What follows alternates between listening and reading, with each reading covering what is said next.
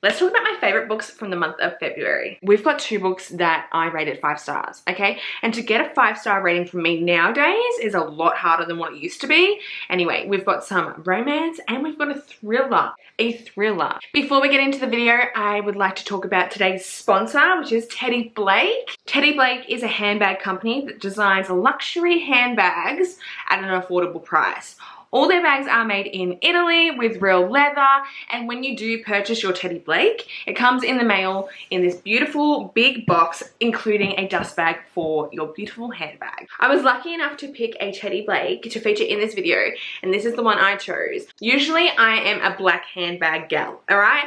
I have black handbags, side bags, purses, things like that, just because they go with everything. But I did want to spice up my luxury Teddy Blake, so I chose a charcoal dark grey colour, which is just absolutely stunning. And you can literally smell the leather when you open the box. As you can see here, this Teddy Blake has gold hardware, so there's some gold studs at the bottom. When you place it down, when you get home from work, or just when you're out running errands, the bag has some structure and doesn't like get all floppy. That's one of my pet peeves, is when your handbags go floppy. I can guarantee you now, this is not my first Teddy Blake, and they do hold shape and they do last a long time. If you go on the website and you decide that there isn't really a handbag that is your style or that you're interested in, just remember that Teddy Blake does release new designs of their handbags every month, so they're constantly changing and designing different handbags to suit different styles and different lifestyles. If you're interested in checking out Teddy Blake, I'll link all their details down below in the description box, along with their website, so you can go check it out for yourself. I just want to thank Teddy Blake again for sponsoring today's video. It's been my pleasure.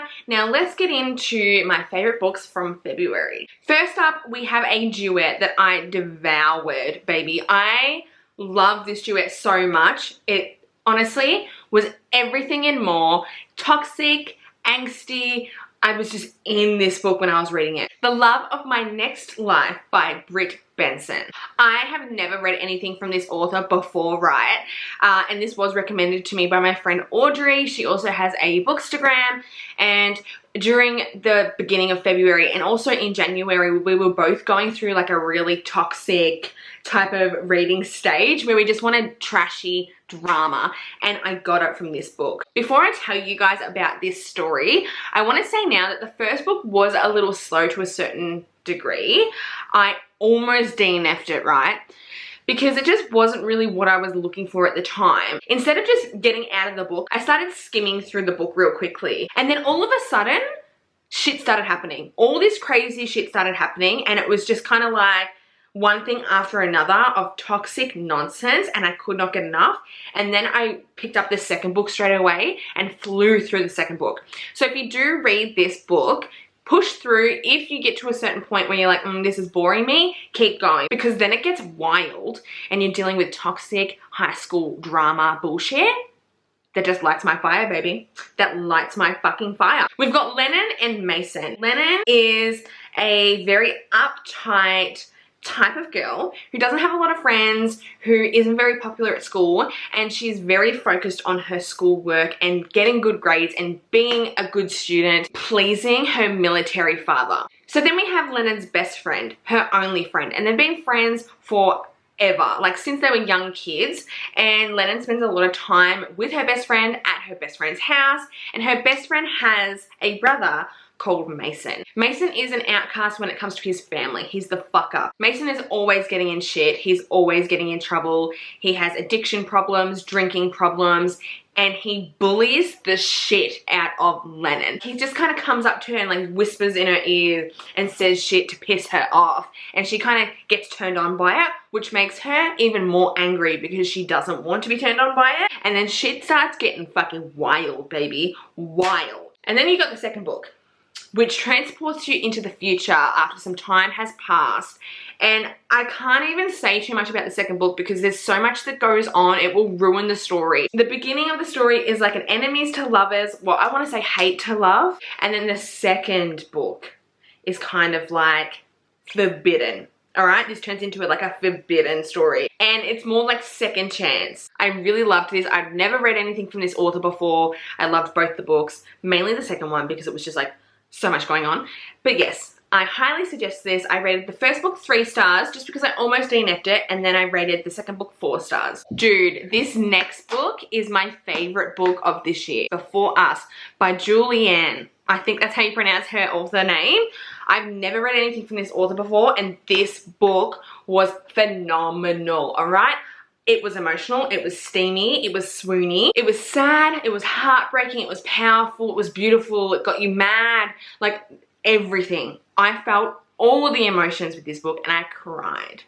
I cried. I never cry. I can name all the books that have ever made me cry on one hand. It is honestly so hard to make me cry when it comes to a book. I'm so emotional when it comes to everything else, but books, it's gotta be deep, baby. It's gotta be deep and it's gotta pull at my heartstrings, and this one did. It was just beautiful. It was perfection.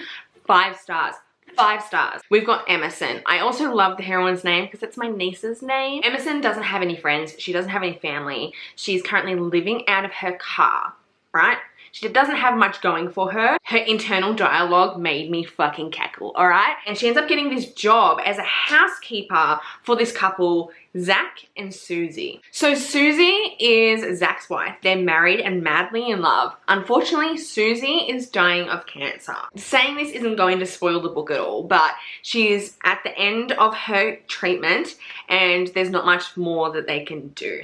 Emerson hasn't really had a good example of love throughout her life, and she's never really experienced it for herself.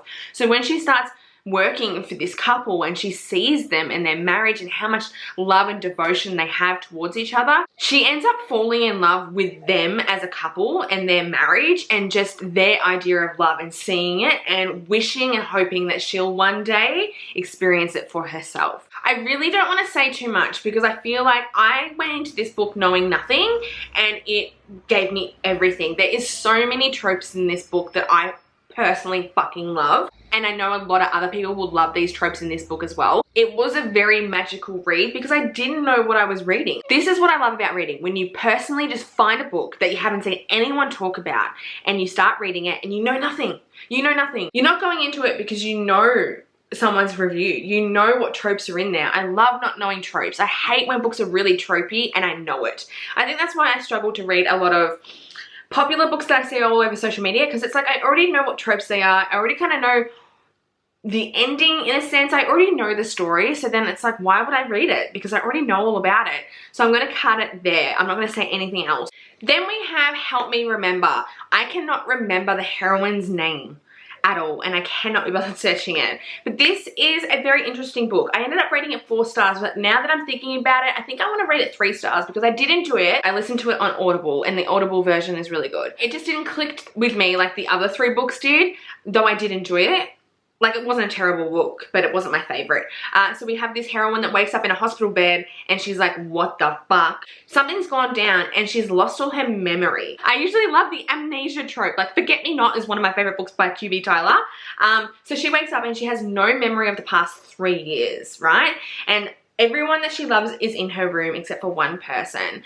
And when she finds out what's happened, her whole life has been flipped upside down. And she ends up bonding really well with her brother's friends, right? And one of them in particular ends up helping her through this process of trying to regain her memory. The thing is, no one can actually tell her anything because it will affect a trial that's going on to do with what's happened to her and the person that was missing from the room. So yeah, it was a good book, not my favorite, but I will check out more books from this author because I kind of like her steez. I liked the story, it was a little bit different, but it just didn't hit like Before Us. Okay, and I read this straight after Before Us. Then we have a thriller, bitch, and I'm so excited to be talking about this book. I'm on a thriller kick right now, and I think after the next 2 videos I will do a thriller video because this book was phenomenal and I did not see these twists coming, bitch. I did not see them. The Housemaid by Frida McFadden. I'm pretty sure that's the author's name. I've seen this quite a bit on social media and I picked it up over the weekend and I flew through it and it kept me on the edge of my seat. I love this book so much. 5 fucking stars. Please read this if you're into thrillers. It also has a little bit of romance in it too, so it's like right up my alley, bitch. I love this shit. Millie's just come out of prison. Okay, and she's trying to find work, and it's hard for someone who's on parole to find work. She ends up getting hired by this pristine bitch of a woman in a very fancy neighborhood to be an in-house maid. So she's gonna move into this house, help this couple with their daughter, housework, all of this, right? So she moves into this attic upstairs that is totally freaky. It's got scratch marks in the door, and she's kind of like, what the fuck is this place? Like, this is giving me vibes. I don't know about sleeping up here, bitch, in the attic with a lock on the outside of the door.